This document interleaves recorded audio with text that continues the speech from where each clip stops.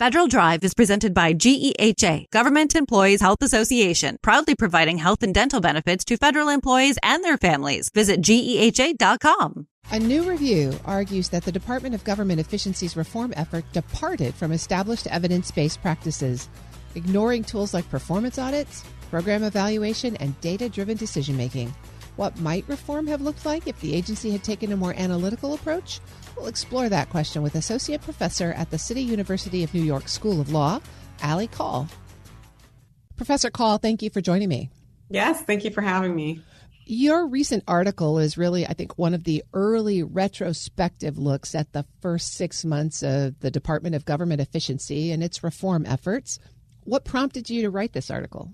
I've been studying this phenomenon of evidence-based policymaking for a while now, and I had been steeped in the framework before the election and before the Department of Government Efficiency was even created.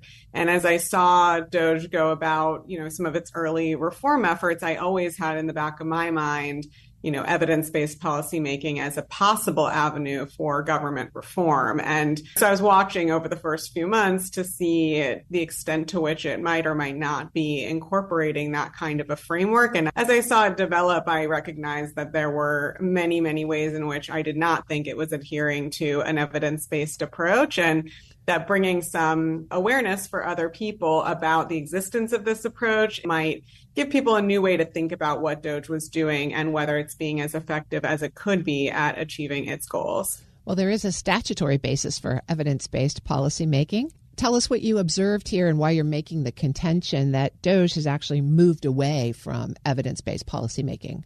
So evidence-based policymaking in the federal government has been on the rise really since, I'd say, the 1980s, beginning with cost-benefit analysis that was initiated under the Reagan administration. And eventually it evolved to congressional language actually requiring agencies to engage in an evidence-based approach. And that came about in 2018 through the Foundations for Evidence-Based Policymaking Act, often just called the Evidence Act. And the Evidence Act requires agencies to prioritize both evidence building in its policy agenda, so to think about what kind of evidence might be helpful in establishing its programs and priorities, and then also to engage in a continuous evaluation of those programs. So it's not an approach where you just build a bunch of evidence and then go out and do things and stop testing that. Evidence-based policymaking, as defined under the Evidence Act, asks agencies to keep testing and evaluating their programs for effectiveness as they go along. So agencies had made a lot of progress. Many agencies have now some program or a chief evaluation officer. They often have a whole office that's been dedicated to conducting the activities that are required under the Evidence Act. And DOGE has actually, in cases of some agencies, started to eliminate those offices entirely or those positions, not seeing them as a priority. And in other cases, for example, with Department of Education and USAID, they've made efforts just to eliminate the activities of the agency altogether, which obviously would include inherently the evidence-based policymaking activities they might have been doing under the Evidence Act. Tell me more about your particular evidence for this move away. You mentioned the Department of Education. Talk a little bit more about what kind of evidence Department of Ed would have been collecting and how it could be used where it might be now. Department of Ed is a great example because they've actually been on the forefront of evidence-based policymaking way before the Evidence Act was enacted in 2018. They had already been engaging in evidence-based policymaking, really starting in earnest around 2002 with the No Child Left Behind Act. And somewhat controversially, they were one of the first agencies to start conducting randomized control trials, RCTs, of their programs to get a better sense of what was actually effective and working. And that move toward RCTs kind of came from the same hesitation that some, conservative lawmakers have about the Department of Education that's leading now to its dismantling, which was a question about, how necessary is this agency? How effective is it at doing, what it purports to be doing? But RCTs were an example of assessing that question in an evidence-based way, right? Rather than making an assumption that the agency isn't being effective, they actually instituted programs and evaluation functions to see which programs were working well and which weren't. So Department of Education releases really robust reports on an annual basis about, the extent to which it's been evaluating its programs and what it's learning. there's a trove of data and information that's housed there that, DOGE could be assessing. It doesn't even require new evidence building, though that would be good as well. But even just assessing the level of data and information Department of Education has already collected about its activities would have been another approach, right? Instead of taking initially efforts to just wind up the agency, DOGE could have taken efforts to go through all that data and get a sense of maybe some programs aren't as effective as we want them to be, and those are a place to redirect funds or potentially cut funds. But maybe there are some programs that are really effective, and we want to keep those around. So one of my arguments is that kind of approach would have been a more evidence-based and grounded way to go about achieving some of the goals that DOGE set out at the beginning of the administration. I'm speaking with Allie Call. She's an associate professor at the City University of New York School of Law. Well, speaking about that approach, most people would not argue that the federal government doesn't need some reform. What would an evidence-based approach to reform look like kind of from the beginning? Yeah, so evidence-based policymaking, I think, shares a basic goal with what DOGE set out to do, which is to fund more of what works and less of what doesn't, right? And I think that's a pretty unobjectionable goal. No matter what your views are on policy or how big the federal government should be, if the federal government's acting, we want it to be spending dollars wisely, and we want it to be running programs that work for people. When programs don't work for people, they have huge opportunity costs. First of all, for those dollars that could have been spent more wisely on programs that would achieve their goal, but also for the people who participate in those programs, right? If someone goes to the government for help with a particular problem and that program doesn't turn out to be helpful at solving the problem, and they could have perhaps gone to a different kind of community-based program and gotten the help they needed, that's an opportunity cost for people. And it also creates distrust between people and their government. So I think the broad goal of funding more of what works and less of what doesn't is pretty unobjectionable. And as you say, I think many people would agree that that's a good undertaking for the government. But evidence-based policymaking goes further by saying the way we make that decision about what works and what doesn't needs to be grounded in some evidence and some data. And agencies should go about, making prioritizations for which programs to fund and which, maybe not to fund based on data that either already exists or that they might go out and collect and build to better inform their efforts. So, I think an evidence-based approach would do exactly that. It would set some questions about what the goals of the agency are, how they want to go about achieving those goals, and then go out and build or collect evidence to make sure that what they're doing is as effective as possible. What DOGE has been doing, with the metaphor of the chainsaw, is really more taking a much more drastic approach to cuts, looking at budgets on a really macro level, eliminating entire departments, eliminating entire units within agencies, cutting headcount really drastically, as opposed to kind of taking this more micro approach by looking at individual programs and agencies and departments and saying, which are really actually working well for the American people and which might not be doing exactly what we hoped that they would do. Given the azimuth that you've just described in DOGE's efforts so far, what would it take to recenter evidence as part of the administration's reform efforts? Yeah, well, I've really been advocating for Congress to get more involved here. We've been operating in a system where Congress is the one that creates these agencies and gives them various directives. They're also the branch of government that's responsible for funding the agencies through the appropriations process. And historically, Congress has been a little bit open-ended in the directives that it's given to the agencies, and it's given them a lot of discretion to implement, kind of an overarching goal. And I think this moment shows that perhaps this is a time for Congress to get more specific about what exactly it wants these agencies to be doing and how it wants them to go about doing those programs and priorities. So I think that was at the heart of the Evidence Act and why Congress enacted it. But the Evidence Act is general, right? It applies to every single agency exactly the same way. And I think this is a moment where Congress should consider writing statutes that are specific to each agency. And, Congress has the final say here under our constitutional system. They could say, we don't want you to eliminate programs unless you've already gone through an evidence-based approach determining which programs should stick around or which programs we should cut. And so I think that really is the solution, is for Congress to take back its constitutional power to say exactly what it wants these agencies to be doing and how. Have you heard anything from Congress in response to your efforts? So I think Congress is in a moment of, trying to respond in a strategic way as much as they can to what's happening right now. It's really difficult, as some people have been saying, to put Humpty Dumpty back together again, as some of these agencies have experienced unprecedented and really drastic cuts. I think Congress right now is sort of in a responsive mode to requests, for example, to eliminate the Department of Education. I think before they are able to really consider this more thoughtful approach, they're going to have to respond to the Trump administration's request that they pass legislation to eliminate Department of Education, for example. I'm personally hopeful that that's the kind of initiative that at the end of the day may not have political will in Congress, and we may see Department of Education stick around. And I think that moment is where Congress could write some new parameters for DOE into legislation. So let's not cut it entirely, but let's maybe take this moment to maybe pass some legislation that's a bit more specific about what we do want the department to do and how we want them to do it. I've been speaking with Professor Ali Call. She's an associate professor at the City University of New York School of Law. Professor Call, thank you so much for joining me today. Thank you for the discussion. We'll post this interview at federalnewsnetwork.com/Federal Drive. Subscribe to the Federal Drive wherever you get your podcasts.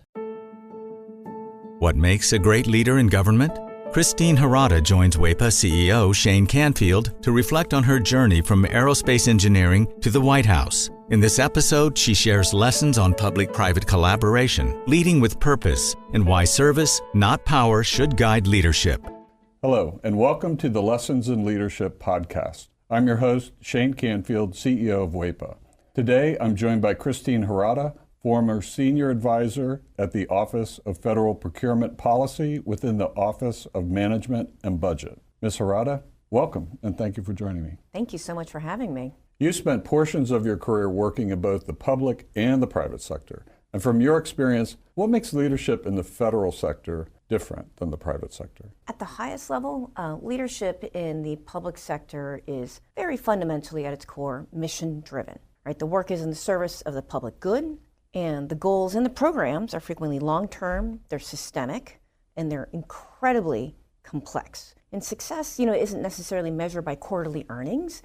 We don't have that kind of drumbeat, but certainly more by the lasting impact that we have on Americans' lives. What's also unique about public sector is, in my view, the profound sense of history that you feel. And I think certainly I was very aware about the work that I was doing and how it builds on the efforts of those who came before me, and that future generations of leaders also depend on the decisions that were being made today. And that, for me, certainly provided a greater weight of responsibility. That's a wonderful answer. And I was in the private sector for much of my career, and now WEPA is a nonprofit, and I really relate to what you said about being mission-driven rather than profit-driven. You've got a long-term view, and always at the core of it is serving others. Yes. Is there a moment that stands out to you from early in your career that influenced your leadership style later on? I started out my career as an aerospace engineer, building satellites and airplanes. And when I first entered the workforce, my organization at the time had 120 people. We were a large company, 120 people, 4 women, and I was the only woman of color. I was also the youngest throughout the entire organization. And so, I remember having an experience when I was doing some engineering work. We had a design review, and I had seen some issues with the flight software that I pointed out. At the time, they're like, maybe it's not really that big of a concern. I was like, but in my heart, I knew that the issue was real and stayed with it. And sure enough, a few weeks later, that topic came up again, and we addressed it. Turns out my concern did indeed prove to be valid. And so it's just one of those experiences that really sank into me around ensuring that I am listening to everybody, period, end of story, within the organization, really thinking through about how do we take into consideration opinions from all different spectra. You know, as a third generation Japanese American, right, I was raised to be humble, keep your head down and work hard, etc. But at times, leadership also requires you to speak up, do so politely, with courage, etc. Even though you may be the only voice in your room, but certainly trust your voice. It also really helps shape my belief around diversity. DEI programs right now are viewed in a negative light. We're all mosaics, and they become better because you have those different experiences. And that's really stayed with me throughout the entirety of my career. The diversity issue is a really big one coming from the insurance industry. That's an industry which is working on that. It's really a diversity of viewpoint and perspective and experiences that does influence your business. And more diverse employee bases absolutely helps. Was there a time in your federal career, perhaps when you were at OMB, that you faced what you consider a real challenge? And how did you overcome it? One moment that really stands out in particular was when I was serving as the Federal Chief Sustainability Officer during the Obama administration. We had set, like many administrations, had set some really ambitious goals, very, very, very ambitious goals around how do we think about making the federal government's operations much more sustainable. But the challenge wasn't so much about the scale or the technical capacity of the organization. A lot of it was really centered around the funding.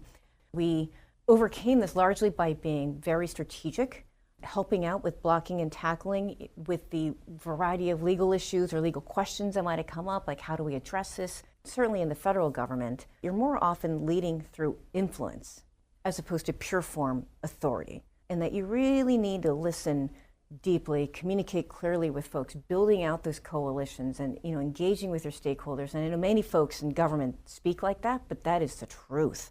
As someone who's spent time in both the federal and the private sectors, what makes the relationship between the two sectors important?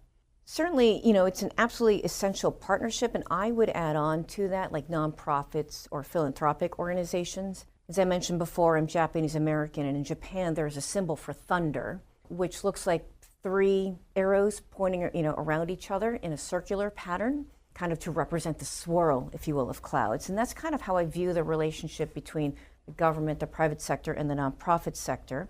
The government frequently sets the vision, the policy, the direction, but of course it's the private sector that brings the capital, the innovation, the skill set, the capabilities, et cetera, to be able to execute.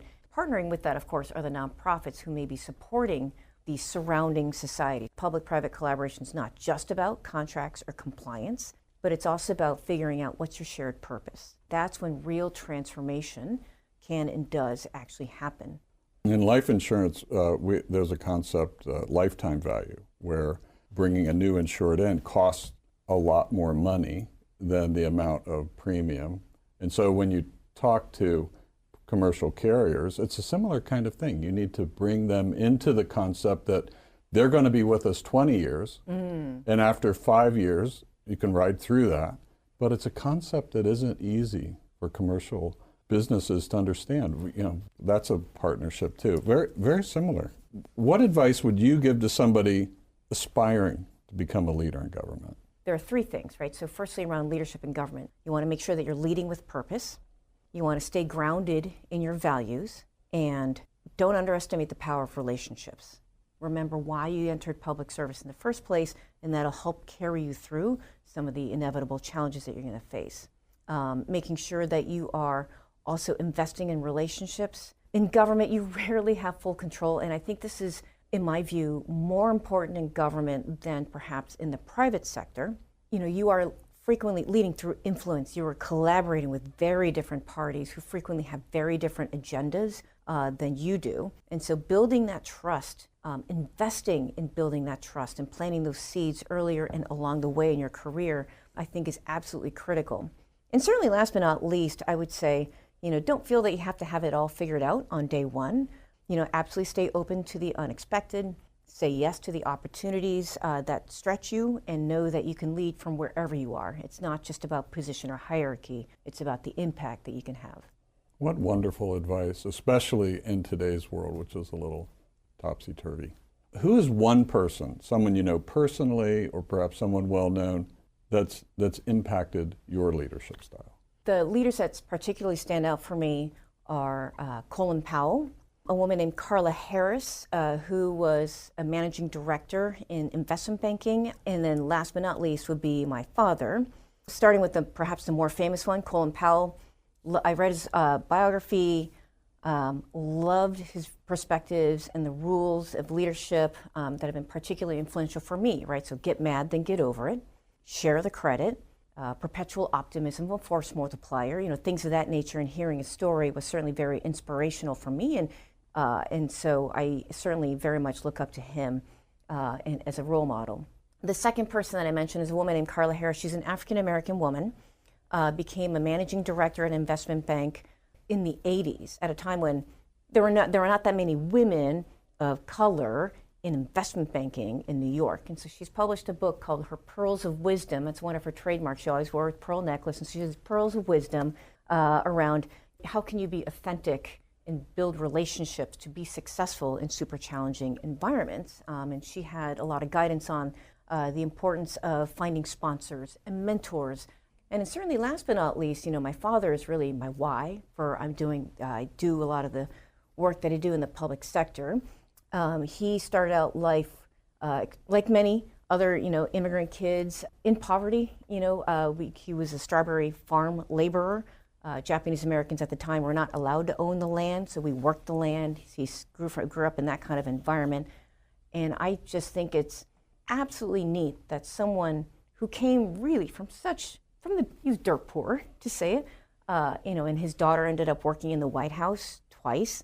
It's quite the American dream, and I would very much like to have that opportunity available for other people as well. Well, wonderful, absolutely wonderful. Christine, thank you very much for your time today and all of these learnings. It's really good, impactful. Thank you for sharing. Oh, thank you so much for having me. I really enjoyed it. I'm Shane Canfield, CEO of WEPA. Until next time on Lessons in Leadership. Find the full podcast and future episodes of Lessons in Leadership on the Federal News Network app and anywhere you enjoy your podcasts.